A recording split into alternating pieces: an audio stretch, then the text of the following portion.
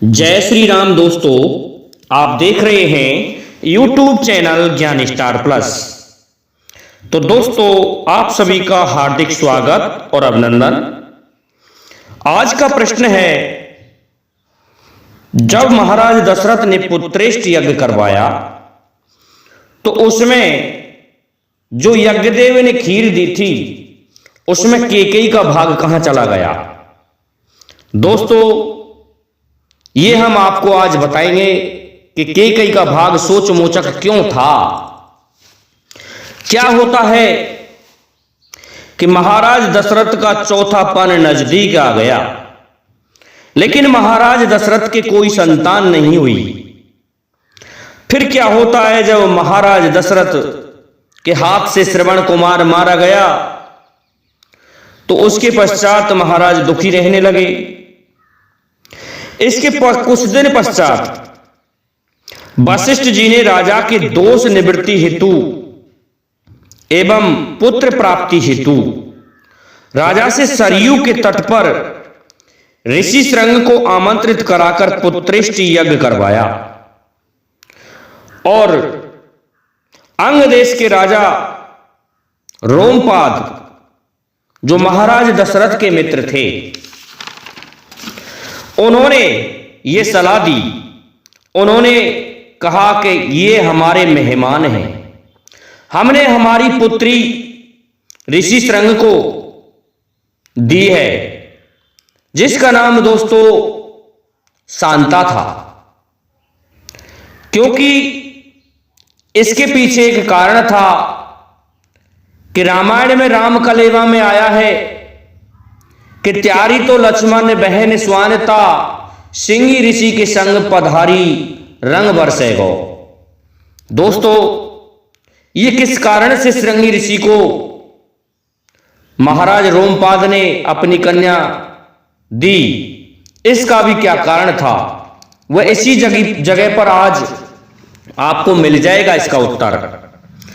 तो क्या होता है, महाराज दशरथ के मित्र रोमपाद ने कहा कि महाराज दशरथ, गुरु वशिष्ठ आपसे ठीक कह रहे हैं कि ऋषि श्रृंग को बुलाकर आप सरयू के तट पर यज्ञ करवाइए, तभी आपसे ये जो हत्या लगी है इसकी दोष की निवृत्ति होगी और आपको संतान की प्राप्ति होगी। हमने भी एक बार ऐसा किया था कि हमारे यहां पर अकाल पड़ गया और अकाल पड़ने के कारण जनता में त्राह त्राह मच गई।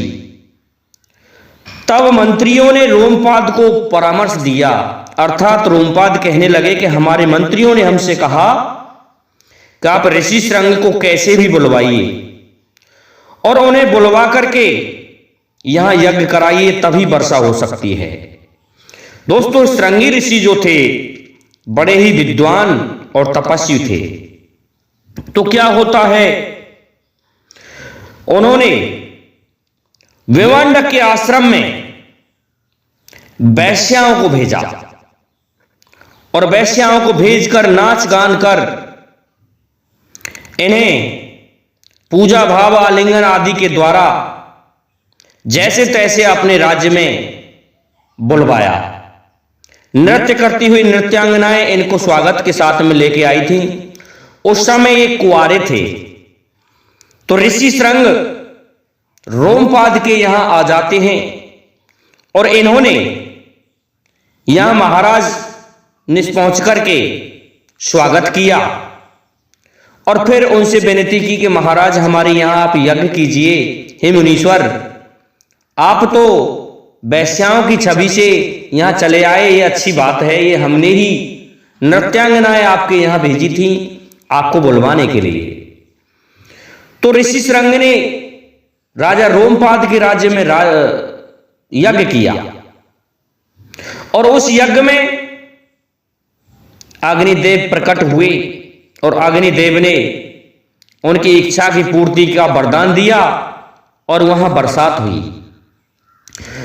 इसके पश्चात महाराज रोमपाद ने वर्षा तो करा ली, परंतु ऋषि श्रृंग तो अपने पथ से भ्रष्ट होने जा रहे थे उन्हें वेश्याओं में बहुत लगाव हो गया, क्योंकि कुंवारपन जो होता है, कुमारेपन में लड़का ऐसा ही होता है।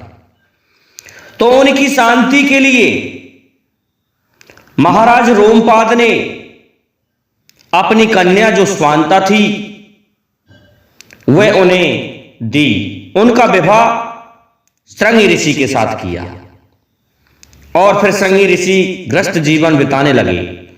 अब स्वांता लक्ष्मण जी की बहन कैसे हुई, इसके पीछे भी एक रहस्य है दोस्तों, कि रोमपाद के यहां पर एक बार महाराज दशरथ गए हुए थे, लेकिन उन्हें प्यास लगी हुई थी। प्यास लगने के कारण उन्होंने एक ऐसे तालाब में स्नान कर लिया जिससे वो स्त्री बन गई, और कुछ एक समय पश्चात वह महाराज रोमपाद आ गए, जो स्त्री बने हुए महाराज दशरथ को घर ले गए और अपनी रानी बनाया। तो महाराज दशरथ से एक कन्या उत्पन्न हुई जिसका नाम स्वांता था। उसके पश्चात महाराज दशरथ वापस उसी कुंड में नहाए और स्नान करने के बाद पुनः महाराज दशरथ बन गए। तो वह लड़की महाराज रोमपाद ने ही रखी थी। तो महाराज रोमपाद ने उस कन्या को श्रृंगी ऋषि के लिए दे दिया। इस प्रकार का परामर्श महाराज रोमपाद ने महाराज दशरथ को दिया कि आप उन्हें बुलाकर यज्ञ करवाइए। तो क्या होता है दोस्तों, उनको बुलवाया गया और सरयू के तट पर यज्ञ करवाया गया। यज्ञ करने से अग्निदेव प्रकट हुए और उनके हाथ में दिव्य पायस थी, अर्थात खीर थी दोस्तों। उस खीर को महाराज दशरथ के लिए देते हुए बोले कि राजन, तुम्हारी सभी इच्छाएं पूर्ण होंगी। इस खीर को आप अपनी रानियों में बांट दीजिए और आपकी सभी रानियां गर्भवती हो जाएंगी। जब इस बात को महाराज दशरथ ने सुना तो तीनों रानियों के लिए उन्होंने वह खीर बांट दी। लेकिन दोस्तों, केकई का जो भाग था वह सोचमोचक हो गया। क्या होता है कि एक चील ने आकर के झपट्टा मारा और वह चील केकई के भाग को उनके हाथ से छीन कर ले गई और उसे ले जाकर के एक पर्वत पर फेंक दिया। और दोस्तों, पर्वत पर फेंकने के पश्चात वह चील एक अप्सरा में तब्दील हो गई, बदल गई। दोस्तों, ये चील कौन थी, यह भी यह एक अद्वितीय प्रश्न आता है। ये चील एक सुवर्चला नाम की अप्सरा थी। सुवर्चला बहुत ही चंचल स्वभाव की थी। तो इसने ब्रह्मा जी के समक्ष कुछ ऐसा कर दिया जिसके कारण ब्रह्मा जी क्रोधित हो गए, और ब्रह्मा जी के क्रोधित होने के कारण ब्रह्मा जी ने इसे श्राप दे दिया और यह कहा कि तुम चील बन जाओ। तो दोस्तों, वह सुवर्चला नाम की अप्सरा चील बन गई। जब ब्रह्मा जी से अपना उद्धार पूछने लगी और स्तुति करके गिड़गिड़ाने लगी, तो ब्रह्मा जी बोले, अब क्या चाहती हो कि हे प्रभु, फिर मेरी सुगति कैसे होगी, मैं पहले जैसी कैसे होंगी। तो इस पर ब्रह्मा जी कहने लगे कि आप जब महाराज दशरथ पुत्रेष्ट यज्ञ करवाएं तो केकई के भाग को छीन करके उसे एक पर्वत पर डाल दोगी, तब तुम्हारा शरीर पहला जैसा ही हो जाएगा। दोस्तों, पर्वत का नाम अंजनी पर्वत था। तो अंजनी पर्वत पर तुम फेंक दोगी तो निश्चित ही तुम पहले जैसी अप्सरा हो जाओगी। तो वह चील सुवर्चला नाम की अप्सरा थी। उसने केकई के हाथ से अपने श्राप निवारण के लिए उस खीर को छीन लिया और ले जाकर के अंजनी पर्वत पर डाल दिया, जिससे वह अप्सरा के रूप में बदल गई और अपने लोक को चली गई। इसके पश्चात अब दोनों रानियों के हाथ में दिव्य पायस थी, लेकिन केकई के पास में दिव्य पायस नहीं थी। तो दोनों रानी सुमित्रा और कौशल्या ने अपने भाग में से थोड़ा थोड़ा कैकेयी को दे दिया, जिससे तीनों रानियां गर्भवती हुईं। तो दोस्तों कैकेयी का भाग जो सोच मोचक था, ये कहां गया? ये उस चील ने छिना लिया था। इसके पश्चात तीनों रानियां गर्भवती हुईं, भगवान का अवतार हुआ और भगवान के अवतार से सभी को खुशी प्राप्त हुई।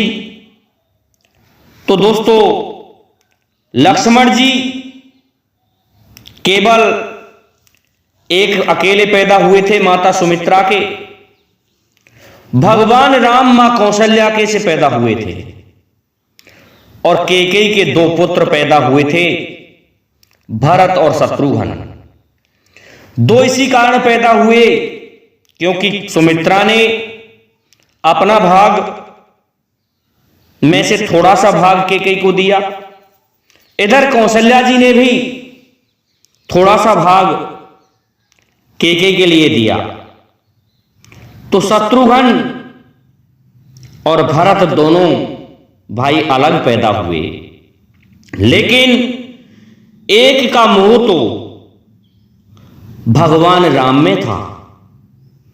इस कारण से वो भगवान राम के प्रति आसक्त रहते थे भरत जी। दूसरे जो शत्रुघ्न पैदा हुए वो लक्ष्मण जी से प्रेम करते थे, लेकिन दोनों भाइयों की ननिहाल एक ही था। यही कारण था कि भरत और शत्रुघ्न राम वनवास के समय ननिहाल में गए हुए थे, क्योंकि दोनों भाई थे वो। तो दोस्तों मैं समझता हूं आपको हमारे इस प्रश्न का उत्तर समझ में आया होगा। आपको हमारी ये वीडियो अच्छी लगी हुई होगी, इसलिए अब आप सभी से मेरा निवेदन है कि आप हमारे इस वीडियो को लाइक, शेयर और सब्सक्राइब करें। साथ ही बेल आइकन को भी प्रेस कर दें, जिससे कि आने वाले वीडियो का नोटिफिकेशन आपको मिलता रहे। दोस्तों जय हिंद, जय भारत, जय जय श्री राधे, जय जय श्री राम।